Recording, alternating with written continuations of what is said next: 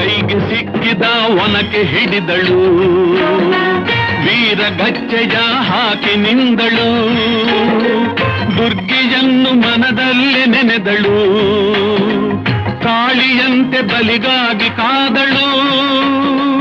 ಯಾರವಳು ಯಾರವಳು ವೀರವನಿತೆ ಆವೋಬವ್ವ,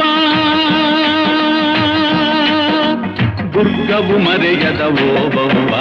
ಕನ್ನಡ ನಾಡಿನ ವೀರರಮಣಿಯ, ಗಂಡು ಭೂಮಿಯ ವೀರನಾರಿಯ ಚರಿತೆಯ ನಾನು ಹಾಡುವೆ.